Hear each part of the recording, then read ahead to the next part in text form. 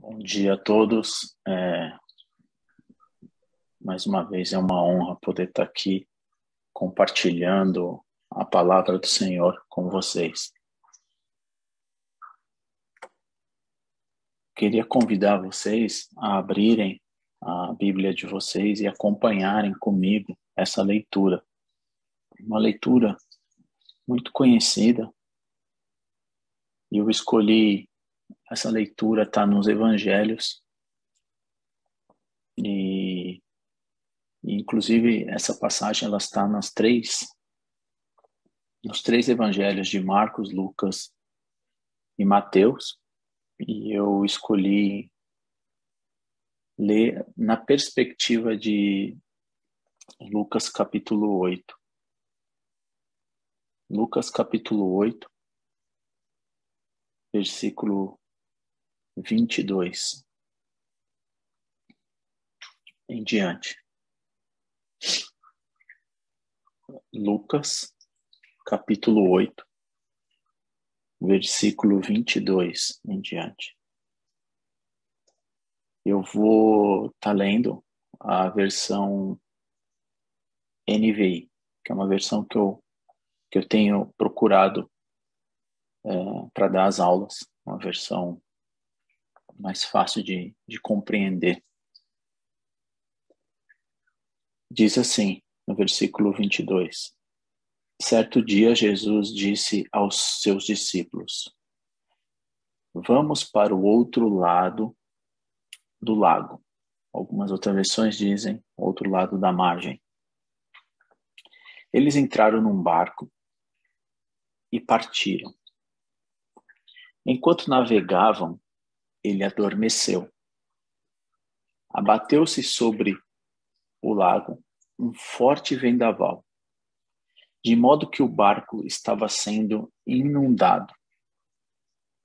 E eles corriam grande perigo. Os discípulos foram acordá-lo, clamando, Mestre, Mestre, vamos morrer.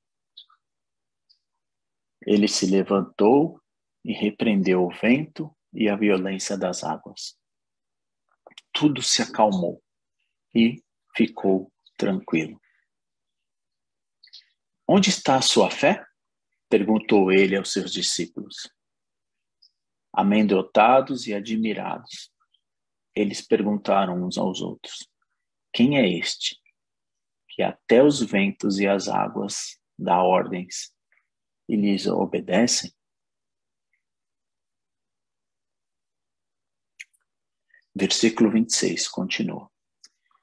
Navegaram para a região dos Gerasenos. Outras versões em Gerasa, tá? Onde fica do outro lado do lago, frente a Galileia. Quando Jesus pisou em terra, foi ao encontro dele um endemoniado daquela cidade. Fazia muito tempo que aquele homem não usava roupas, nem vivia em casa alguma, mas nos sepulcros. Quando viu Jesus, gritou, prostrou-se aos seus pés e disse em alta voz, que queres comigo, Jesus, Filho do Deus Altíssimo? Rogo-te que não me atormentes. Pois Jesus havia ordenado que o espírito imundo saísse daquele homem. Muitas vezes ele tinha se apoderado dele. Mesmo com os pés e as mãos acorrentados, entregue aos cuidados dos guardas, quebrava as correntes e era levado pelos demônios a lugares solitários. Jesus lhe perguntou, qual é o seu nome? E ele disse, Legião, respondeu ele, porque muitos demônios haviam entrado nele. E imploravam-lhe que não os mandassem para o abismo. Uma grande manada de porcos estava pastando naquela colina. Os demônios imploraram a Jesus que lhes permitisse entrar neles, Jesus lhe deu permissão. Saindo do homem, os demônios entraram nos porcos, e toda a manada atirou-se do precipício abaixo, em direção ao lago, e se afogou. Vendo o que acontecera, os que os cuidavam dos porcos fugiram e contaram esse fato na cidade e nos campos. E o povo foi ver o que havia acontecido. Quando se aproximaram de Jesus, viram que o homem de quem havia saído os demônios estava sentado aos pés de Jesus, vestidos e em perfeito juízo, e ficaram com medo. Os que tinham visto contaram ao povo como o endemoniado fora curado. Versículo 37. Então, todo o povo da região dos Gerasenos, em outras versões do Gadarenos, suplicou a Jesus que se retirasse, porque estava dominado pelo medo. Ele entrou no barco e regressou. O homem que havia sido demoniado suplicava que deixasse ir com ele. Mas Jesus mandou embora dizendo: volte para casa e conte quanto Deus fez a você. Assim, o homem se foi anunciando na cidade inteira quanto Jesus tinha feito por ele.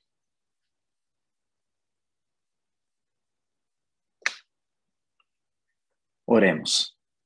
Maravilhoso Deus, obrigado, Senhor, por mais esse dia e mais essa oportunidade de estar aqui nessa manhã.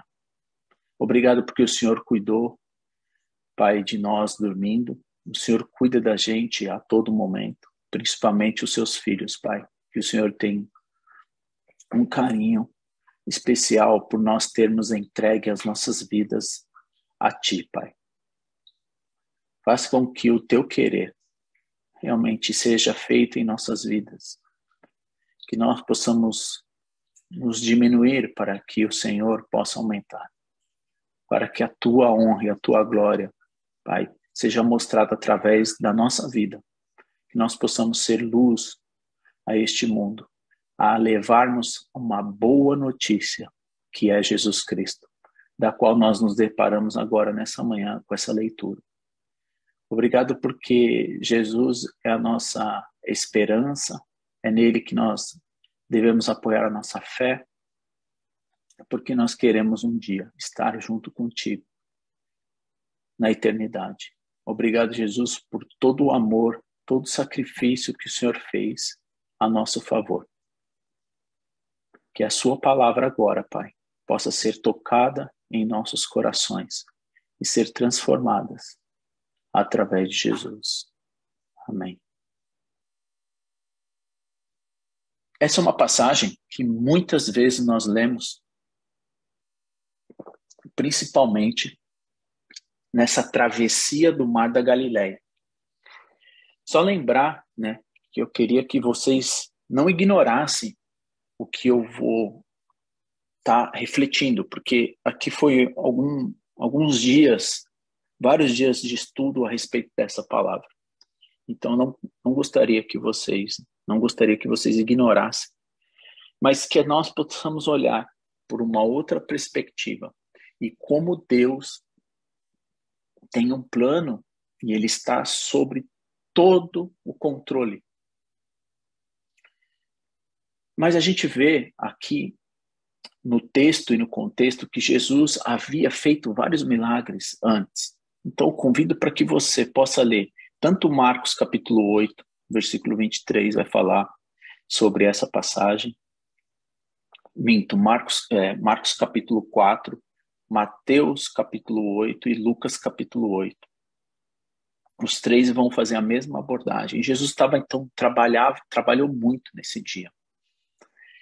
E ele ordenou, então, para que os discípulos preparassem o barco para ele atravessar o Mar da Galileia. Então, vamos imaginar que o Mar da Galileia está aqui. Ele ia atravessar de uma margem para outra. Tá? Do lado de uma margem, onde eles estavam, tinha a cidade de Nazaré, né? A própria da onde Jesus veio. Né? Que a gente vê lá, por exemplo, quando fala de Nazaré, né? Jesus pode vir quando ele teve encontro com Felipe. Do outro lado também estava Jerusalém. Então ele estava desse lado, fazendo alguns milagres, e ele prepara o barco para ir para o outro lado da margem. Tá?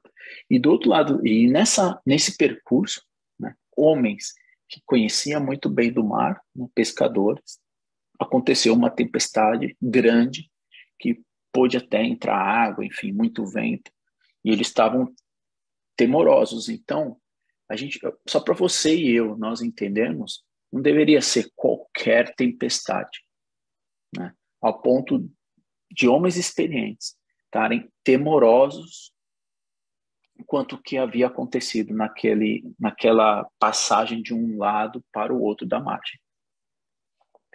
E eles foram para o outro lado da margem. E eles entraram numa cidade chamada Gadara, tá? Que ele encontra, logo quando ele sai do barco, ele encontra com um demoniado. E o que é interessante é que esse é o primeiro discípulo que ele fez para que ele pudesse fazer mais discípulos no final. Essa outra região do outro lado existia, era a região de Decápolis, que são 10 cidades que havia do outro lado. E eles pararam nessa cidade chamada Gadara, que encontrou esse gadareno. Esse homem que estava com uma legião de demônios. Tá? E ele então ordena, né, que esses demônios saíssem do corpo desse homem. Quando a gente fala de legião chega a ser a quase 5.000. Imagina o quanto de demônio estava incorporado nesse homem.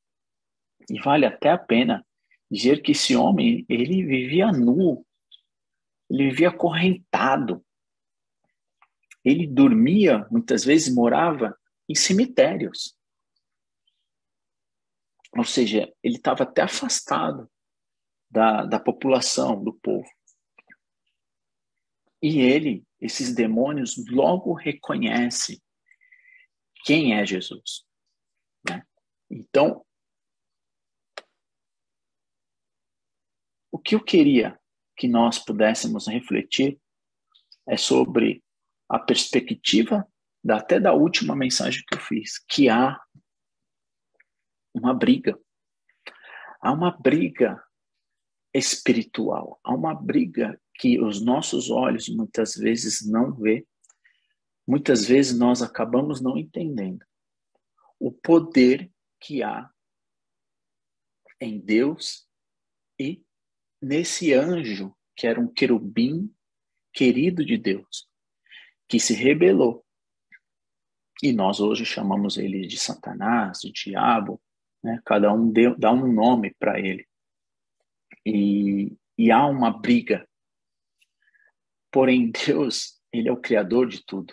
Deus está sobre todas as coisas. Deus, inclusive, usa o próprio demônio ao seu favor. Mas nós não podemos ignorar, como eu disse, o poder que há em Satanás, nesse anjo, nesse querubim. Eu queria convidar vocês para ler Jó capítulo 1. Eu acredito muito, né, o quanto o Satanás trabalha a favor. O próprio Jó, para mim, a história de Jó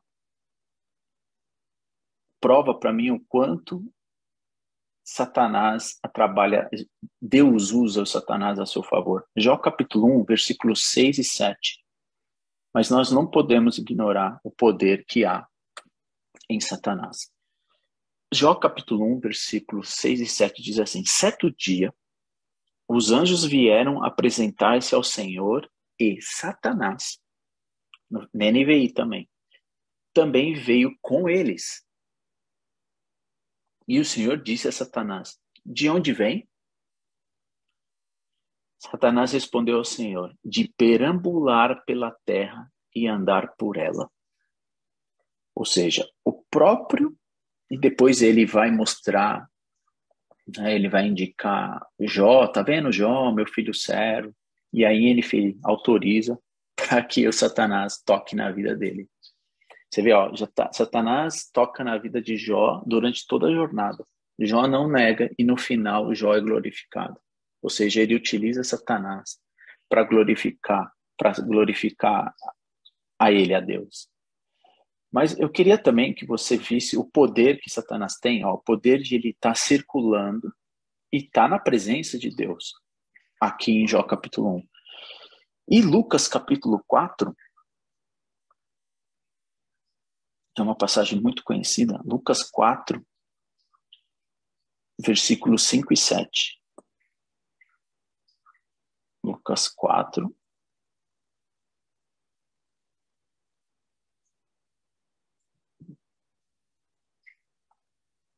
Lucas 4,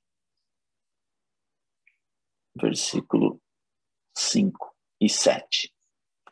Foi logo após ao batismo de Jesus, Jesus é levado, né? Jesus vai para o deserto e chega lá, ele tem um encontro com quem? Com o diabo, com Satanás. Aqui, na NVI, está falando no versículo 5, o nome que é dado a esse anjo querubim é o diabo. Fala, o diabo levou a um lugar, né, alto e mostrou-lhe, num relance, todos os reinos do mundo.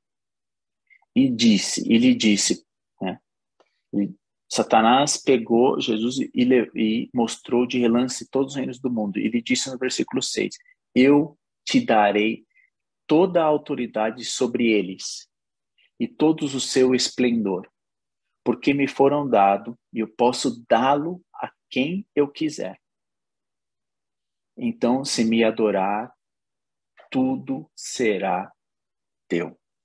Então, eu queria que nós pudéssemos refletir sobre quem é Satanás e como ele age na vida das pessoas e na nossa vida, para que você e eu nós não podemos ignorar.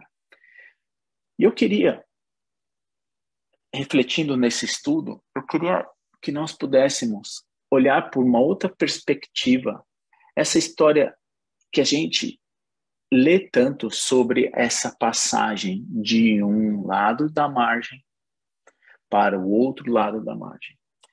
Em alguns estudos que eu fiz, essas cidades de Decápolis, que são as 10 cidades do outro lado da margem do Mar da Galileia, são cidades que tinham influências gregas. E muitas delas tinham adorações de outros deuses. Eu só conheço um Deus, o Deus verdadeiro. O Deus de Jacó, aquele que realmente veio através de Jesus.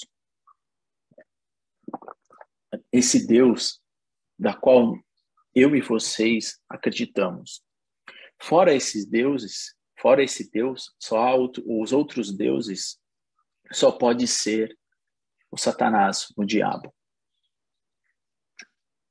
E desse outro lado, essas cidades que tinham influência grega, eles adoravam outros deuses, ou seja, Satanás habitava nessas cidades. Então Jesus, onde tinha toda a influência dos judeus do outro lado, a cidade da qual ele veio para o seu povo, a descendência de Davi, estava de um outro lado do Mar da Galileia. E ele procura então ir para o outro lado, porque tinha um propósito. Inclusive, o propósito era de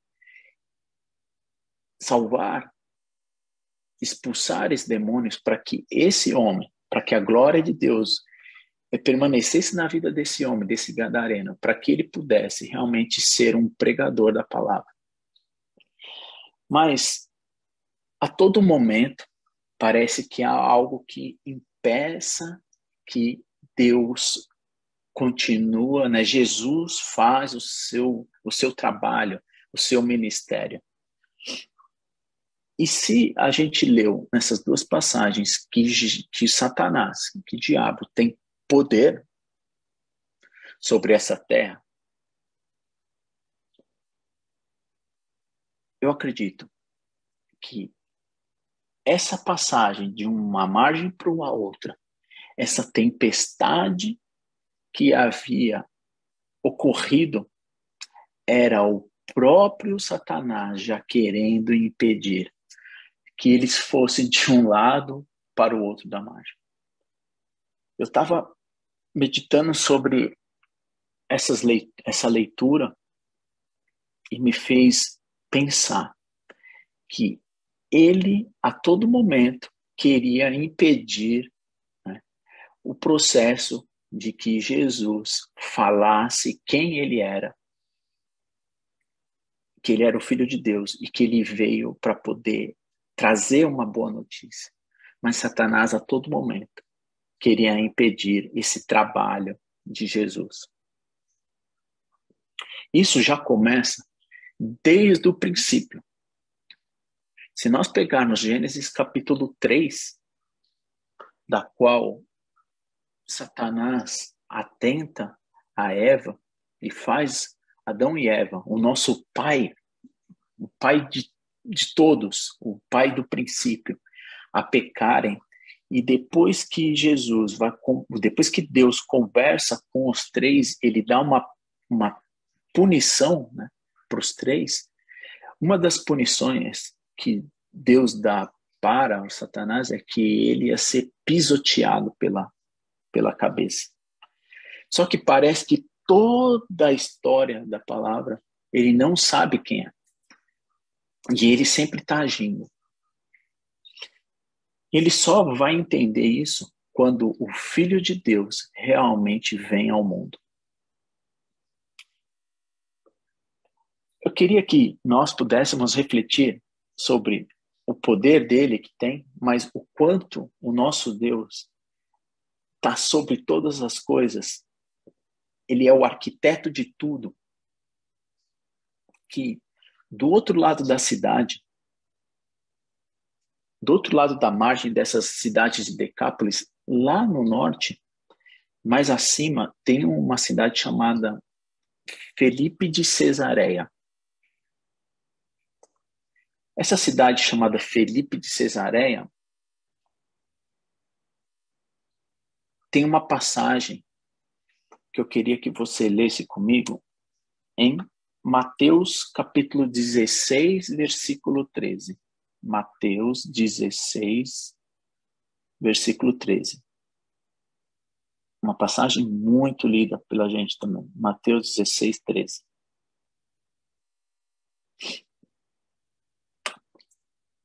Chegando Jesus à região de Cesareia de Felipe, isso foi um pouco mais depois da jornada, né, de Jesus. Essa cidade fica também do outro lado, né, a cidade aonde tinha influência grega, onde tinha outros deuses que o povo adorava. Os pagãos estavam ali naquela região. Então, mais em cima nessa cidade de Cesareia, de Felipe, Jesus estava lá nessa região e perguntou aos seus discípulos: quem os outros dizem que o Filho do Homem é? Ele está perguntando em outras versões, quem as outras pessoas falam, quem eu sou? Eles responderam, alguns dizem que é João Batista, outros Elias e ainda outros Jeremias ou um dos profetas. No versículo 15, ele interroga, e vocês? Perguntou ele. Quem vocês dizem que eu sou? Jesus está perguntando.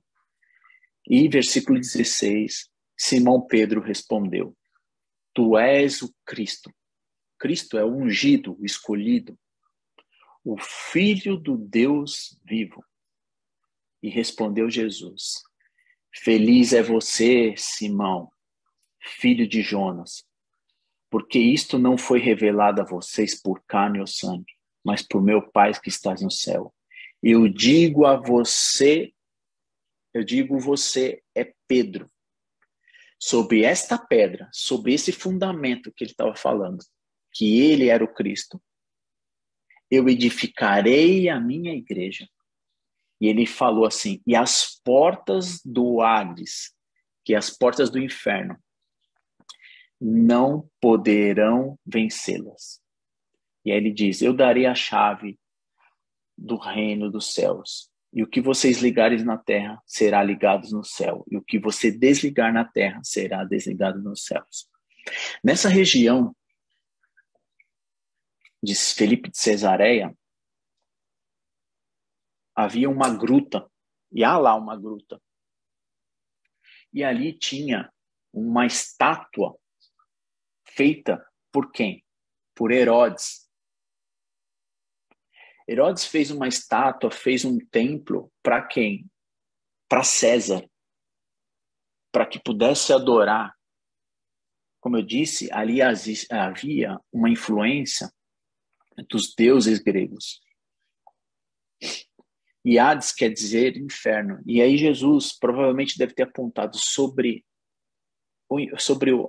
essa pedra eu edificarei a minha igreja. E sobre o Hades, sobre o inferno, não vai prevalecer.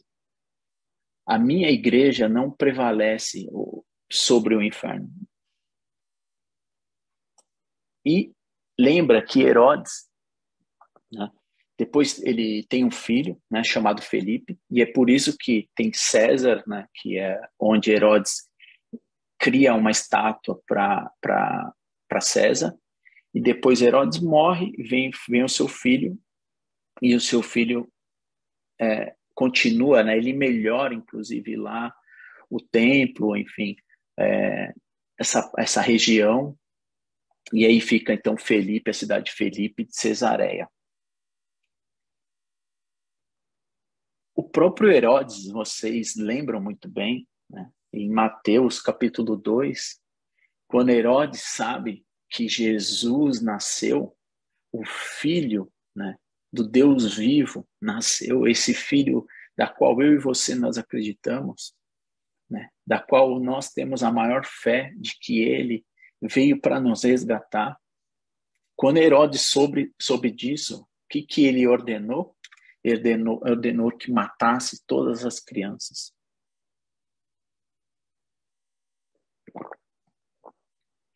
Irmãos, o que eu quero convidar a todos vocês é que nós não podemos ignorar a influência de Satanás, mas o quanto Deus está sobre todas as coisas. Então, eu queria hoje que nós refletíssemos que a todo momento Satanás, ele está como um leão querendo, né? Ele está ungindo. Nós cantamos isso no primeiro hino, nem combinei, mas há algo espiritual, há uma guerra espiritual da qual Deus já venceu essa guerra, inclusive ao terceiro dia, quando Jesus venceu a morte. É da qual eu e você nós devemos nos apoiar, nos fortalecer e entender quem é o nosso Deus a qual nós servimos e quem é esse Satanás que tem o poder sobre esse mundo e que a todo momento ele quer levar, matar as nossas almas. Na verdade, os dois querem a nossa alma. Deus quer a nossa alma, mas Satanás também quer roubar a nossa alma. E ele vem para matar, roubar e destruir. Ele vem para acabar com a família. Ele vem para querer usar de todas as armas que ele pode para poder levar a tua alma para o inferno. Mas Jesus ordenou e disse que não tem ele como prevalecer. Basta nós querermos entender quem ele é. E até sobre os ventos, ele queria impedir, nessa passagem, que Jesus pudesse ir junto com os discípulos para outra margem, para que ele pudesse fazer um milagre na vida daquele gadareno. Então, não ignore o inimigo. Devemos até conhecer, como até numa partida de futebol. É importante a gente saber quem é o nosso adversário, para a gente entender como que ele joga, para nós termos o quê? As estratégias e de saber como vencer o inimigo. Que Deus esteja com você e comigo nessa jornada, que nós possamos nos apoiar sempre em Cristo Jesus, aquele que venceu a morte, venceu o Satanás e que ressurgiu ao terceiro dia, que está à destra do Pai, intercedendo sobre nós.